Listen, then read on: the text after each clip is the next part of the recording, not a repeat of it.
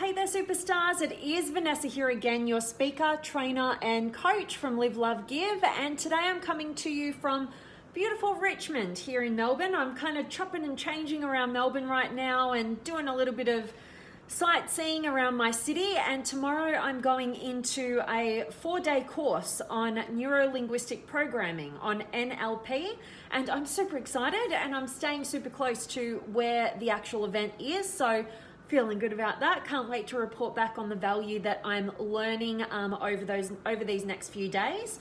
But I really wanted to dive into today's message with you, and it's sort of on the topic of NLP, or neuro-linguistic programming, which is, neuro-linguistic programming is really just, focusing on the subconscious mind. It's about kind of modeling the best, modeling success, and realizing that we are really at cause of what happens in our lives, and so many different other things. So I'm trying to give you a tiny little taste so that some of you can understand that if you haven't heard about what NLP is before, because yesterday in yesterday's Facebook Live I kind of took off and I'm like, NLP this, and then somebody was like, what the hell is NLP? So that's kind of a little gist. You guys can do a little bit of a Google, and I'll be filling you in on that a lot more over the coming days. But today I wanted to talk about a really valuable way of looking at our lives, and ultimately it's based on our decisions. So what I want to ask you is, are your decisions hindered by reactions to the past rather than responses to the present?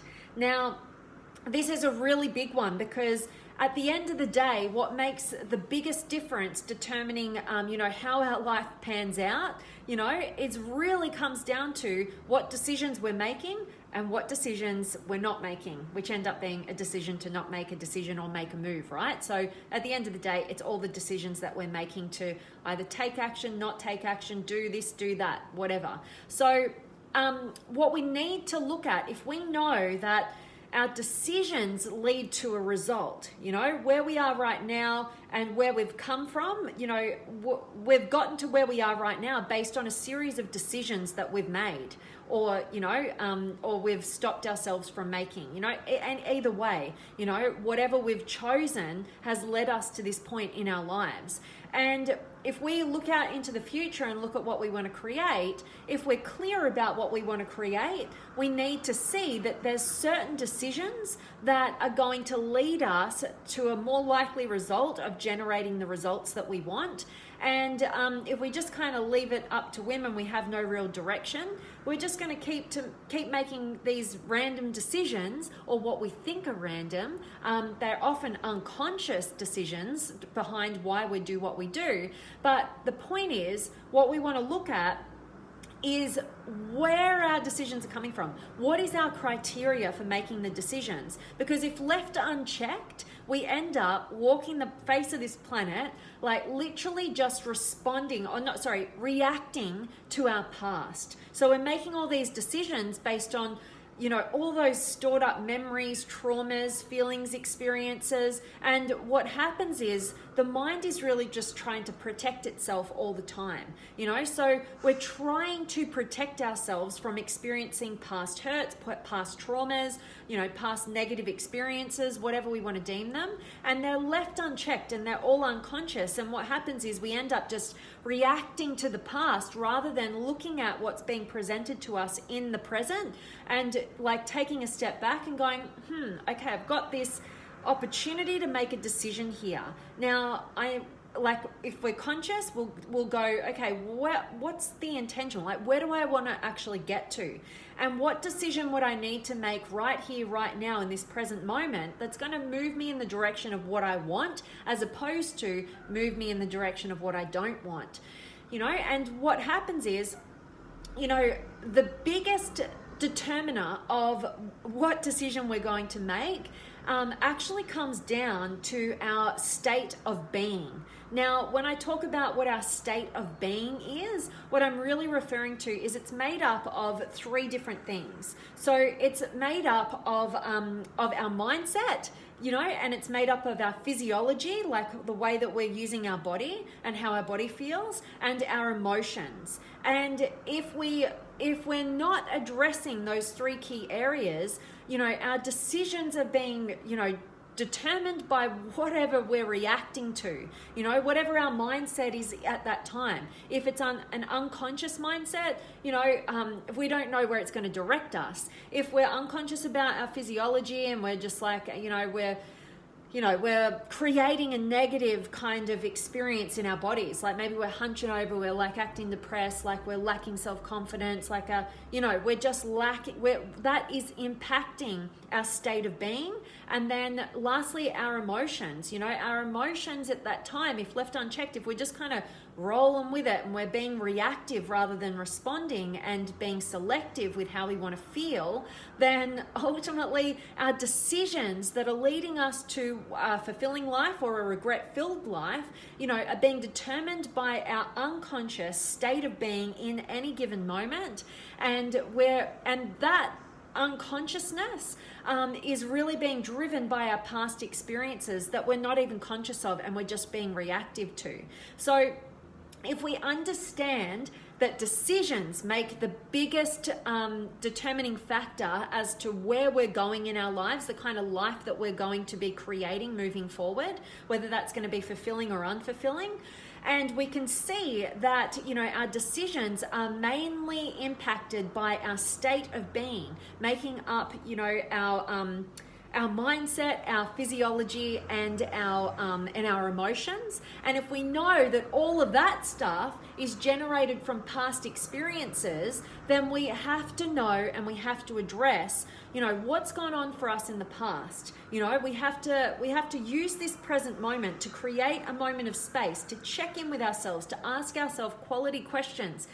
What is the decision right here that is going to lead me to a fulfilling life? And if I don't create this space and if I don't get conscious around this decision, where could I end up? Like, we want to know what it's going to cost us when we make the wrong decision as well. And so the point is, we want to be clear on where we want to get to. Then we want to address and be present to the moment rather than reactive to the past. And if we see that we're triggered by the present moment and we're maybe overreacting or we're getting fearful or anxious or whatever negative experience is being generated, we need to stop before we make the decision, and we need to address where it's coming from and do the work we need to on maybe those past experiences, on changing our mindset, changing our physiology, and changing our emotional state of being as well. So hoping that me just talking into this and kind of diving into a little piece of this is of help to you guys, particularly you guys who are faced with making some key decisions in your life right now. Now, I know I'm always talking about personality psychology because I'm addicted, right? But I'm addicted for good reason. And when you identify how your brain is wired, so what I've just spoken about is very general, it's applicable to every single human being, but then we need to go deeper. And when we go deeper, we can look at the fact that there is 16 different models of our brain wiring that determines our personality. And a big key part of the value of understanding which category you fall into as an individual is that every single one of us has a decision-making process that is going to make our very best decisions personally. And so at the end of the day, there are 4 different cognitive functions that are decision-making processes. And so what we need to do is when we identify, what is our key decision-making process? For me personally, it's a process which is called extroverted feeling, or nicknamed harmony. So I absolutely make my personal best decisions when I'm considering the emotional impact it's going to have on other people and myself. And it's all about, getting people's needs met. Getting people's needs met on the emotional level, right? When I consider that, when I look at my decisions and I go, okay, what's going to get everybody's needs met? Like, how can I impact people on an emotional level where we're all harmonious, where we're all feeling understood, seen, emotionally supported, all those different elements? Like, that is personally how I make my best decisions. But then there's other people who might have a cognitive function like introverted feeling, and that is nicknamed authenticity. And that particular decision-making process is all about what feels right to me. what aligns with my core values, what feels right to me down to my bones. Like that is, for those particular people, that is the best criteria to make their decisions from. And then there's extroverted thinking, that's all about what works. It might include emotions, but it's more about like getting a goal accomplished, looking at resource management. It's looking at all the different metrics and figures there, and it wants to get to an end result, a goal, which could be personal, it could be not personal. That's where they're going to be best at making their decisions. And then finally, there's a process which is introverted thinking, or nicknamed accuracy.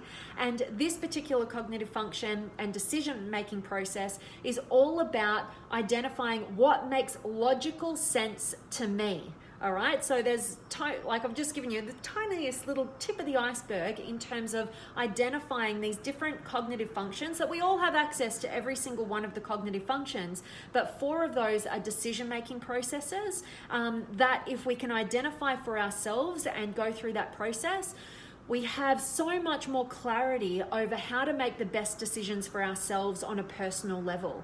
And if you're interested in this, I really would invite you to join the monthly masterclasses. I just did an entire masterclass on identifying all of the different cognitive functions and using them to your advantage. It is by far the best framework for personal development and self-awareness that I've ever come across. If you're looking for more purpose and direction in your life, and also looking to connect and deepen your intimate connections and just your relationships in general with yourself and with others, then it is hands down the best out there. That's from my personal experience over the last 6 or so years, diving deep into everything I can possibly get my hands on in terms of personal development.